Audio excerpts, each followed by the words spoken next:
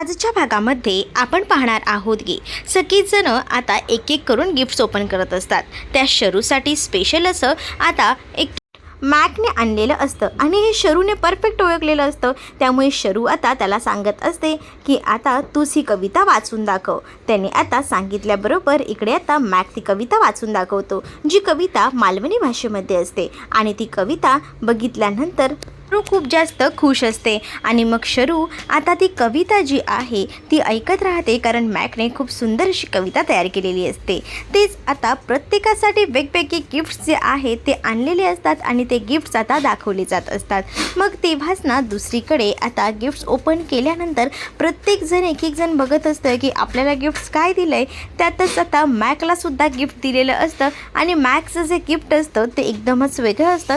त्यामुळे मॅक जो आहे तो थोडाफार का होईना आता भावुक झालेला असतो। इकडे आता मॅक बोलत असतो की कसे वाटलं हे युनिक सरप्राईज। मग आता त्याने जी कविता केलेली असते ना ती सुद्धा एकदम अशी जबरदस्त असते आणि त्यामुळेच ना प्रत्येक जण त्या कवितेमुळे खुश असतात।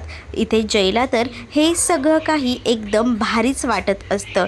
जयला हे सगळं काही भारी वाटत असल्यामुळे आता जय देखील पाहत असतो, कारण त्याच्या ऑफिसमध्ये ना पहिल्यांदाच हा असा युनिक फ्रेंडशिप डे सेलिब्रेट होत असतो, जो कधीही त्याने इमॅजिन केला नव्हता। त्याच मॅक आणि शरूचं बॉन्डिंग ना खूप छान असं असतं। तेच दुसरीकडे आता गिफ्ट उघडायची वेळ येते, ती म्हणजे गौतमची। गौतम आता जेव्हा गिफ्ट उघडून बघतो तेव्हा आता गौतमला त्यामध्ये आयपॅड बरोबर तो म्हणत असतो की आयपॅड कोणी दिलाय? दादा, नक्कीच तू दिला असशील। पण नाही, दादाने तर हा आयपॅड दिलेलाच नसतो। त्यामुळे मग आता तो म्हणत असतो की मी नाही दिला। मग त्याला आता असं वाटतं की आकाशने दिला असेल, कारण त्याची चॉईस, त्याला लागणारं एक्सपेन्सिव्ह गिफ्ट्स याबद्दल या लोकांनाच माहिती आहे, पण यांनी सुद्धा दिलेलं नसतं। मग समायरा म्हणते की हे मी दिले तुझ्यासाठी स्पेशली। मग आता मी दिलं आहे म्हटल्याबरोबर ती त्याला सांगत असते की आपण ना दोघंही जणांना फ्रेंडशिप करूया, म्हणजे कसं आपल्या दोघांमध्ये फ्रेंडशिपचं नातं छान राहील। इकडे मॅकचं गिफ्ट असतं, मॅक उघडून बघतो, मॅक जास्त भावूक झालेला असतो आणि त्यामुळेच ना मॅक जसा भावूक होतो तसं तो जयला विचारतो की हे गिफ्ट तुम्ही दिलं आहे का? मग आता तो नाही असं म्हणतो। मग आता हे गिफ्ट कोणी दिलं आहे ते त्याला काही कळत नाही, पण तो म्हणत असतो की अलीबाबाच्या गुफेतनं आलेलं असू दे, पण माझ्यासाठी हे गिफ्ट खूप जास्त युनिक आहे, कारण असं गिफ्ट ना एवढं महागडं मला आतापर्यंत कोणीच दिलं नव्हतं, असं देखील आता तो म्हणत असतो। आणि जेव्हा तो हे सगळं काही बोलतो ना तेव्हा मात्र आता शरू जी आहे ती खूप जास्त अशी खुश असते। शरूलाही कळत नसतं की हे गिफ्ट कोणी दिलं आहे। इकडे तर सांगितलेलं असतं जयने की हे गिफ्ट मी वगैरे काही दिलेलं नाही आहे, पण त्याच्यासाठी हे युनिक असतं, कारण ते खूप जास्त महागडं असतं, ज्याने त्याचा कधीच विचारही केला नव्हता। त्यामुळे आता ते घड्याळ जे आहे ते स्वतःच्या काळजापेक्षाही जास्त तो आता जपून ठेवणार होता, कारण त्याच्यासाठी ते घड्याळ खूप मोठं असं होतं। तर दुसरीकडे मात्र आता पाहायला मिळत असतं की इकडे आता प्रत्येक जणांचे गिफ्ट्स ओपन करून झालेले असतात आणि आता एक एक जण तिकडनं निघून जातात।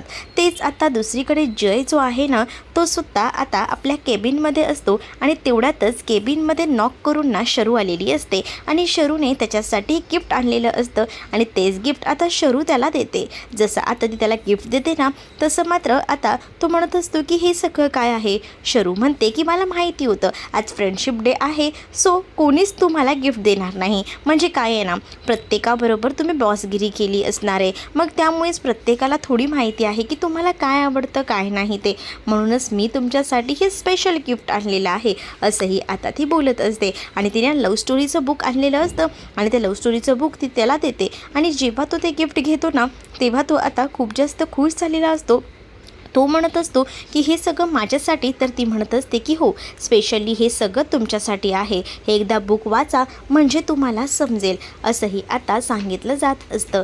मग तेव्हाच ना दुसरीकडे इथे आता हे सगळं सुरू असताना ती आता म्हणत असते की तुमच्यासाठी हे सगळं काही वेगळं असेल, पण माझ्यासाठी हे गिफ्ट जे आहे ना ते खूप जास्त महत्त्वाचं आहे आणि तुम्ही माझे फ्रेंड्सच आहात, म्हणजे जरी तुम्ही माझे बॉस असलात तरीसुद्धा आपलं नातं जे आहे ते कधी कधी मैत्रीचं असतंच, असंही आता तिने म्हटलेलं असतं.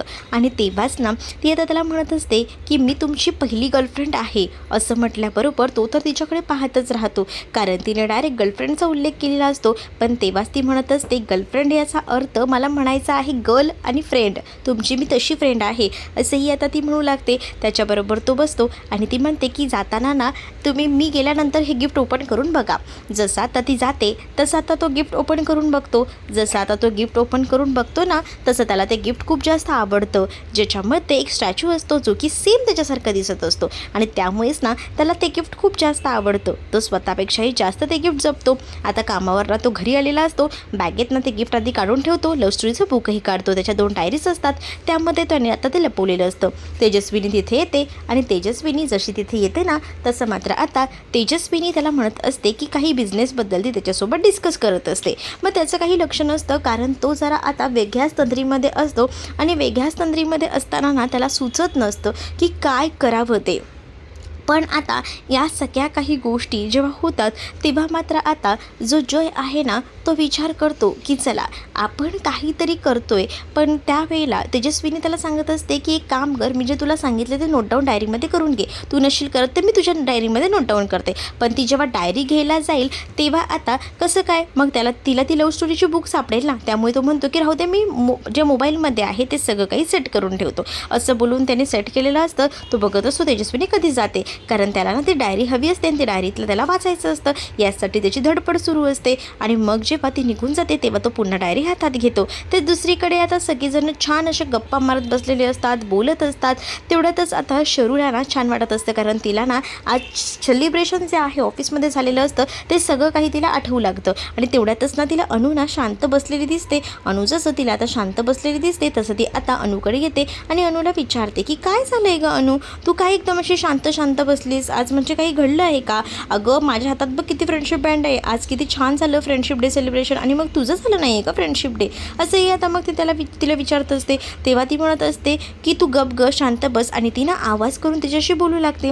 आणि जेव्हा ती आवाज चढवून बोलते ना तसं मात्र इथे आता पम्मा तिच्यावर ओरडते. आणि पम्मा म्हणत असते की काय चाललंय, म्हणजे मला एक गोष्ट सांग, अगं तुझी ती मोठी बहीण आहे, तुझ्याशी काहीतरी बोलते, पण ही कोणती पद्धत आहे? मग तेव्हा शरूज आपल्या बहिणीला समजून घेते आणि पम्माला शांत करत असते. पम्माला म्हणत असते की आई राहू दे, तिला काहीतरी टेन्शन असेल म्हणून ती अशी पॅनिक झाली असेल, नको चिडचिड करू, असं बोलून पम्माने कसं आता तिला शांत केलेलं असतं. तेच आता दुसरीकडे पाहायला मिळत असतं की जय जो आहे ना ते शरूने दिलेलं पुस्तक वाचायला सुरुवात करतो, कारण त्याच्यासाठी ते पुस्तक खूप मोठं असतं आणि त्याच्यासाठी तो आता ते पुस्तक वाचत असतो. त्याला असं वाटत असतं की चला आपल्याला एवढं ते लव्ह स्टोरीचं गिफ्ट दिलेलं आहे तर आपण ते पुस्तक वाचून बघूया, म्हणून तो वाचत असतो आणि सुरुवात करतो. त्यातच ना आता इकडे ना त्याला अचानकपणे मोबाईलमध्ये मेसेज येतो. मोबाईलमधला मेसेज बघून ना तो आता खूप जास्त खुश होतो, कारण तो मेसेज असतो शरूचा आणि शरूने त्याला मेसेज करून सांगितलेलं असतं काय मग आता तू ते बुक वाचायला घेतलं आहेस ना. इथे शरूला सुद्धा त्याची आठवण येते, म्हणून तिने जयला मेसेज केलेला असतो. आणि तो मेसेज बघून जय तर एकदमच टेन्शनमध्ये येतो. त्याला असं वाटतं की हे सगळं काही कसं काय पॉसिबल आहे. मग आता तो दरवाजा आपला उघडून वगैरे बघतो आणि तो बघत असतो की हे सगळं काय आहे, ही खरंच इथे वगैरे आली का, हिला कसं कळलं मी लव्ह स्टोरीचं पुस्तकच वाचतोय. असं बोलून तो आता इकडे तिकडे फिरू लागतो. दरवाजा उघडून बघतो की शरू आली आहे का, पण शरू तिथे नसते. पण जयची आता नसनस शरू ओळखू लागलेली असते, म्हणून तिने डायरेक्ट म्हटलेलं असतं. तर तुम्हाला हा भाग कसा वाटला हे कमेंटमध्ये नक्कीच सांगा आणि अशाच अपडेट्ससाठी आपल्या चॅनलला सबस्क्राईब करायला विसरू नका.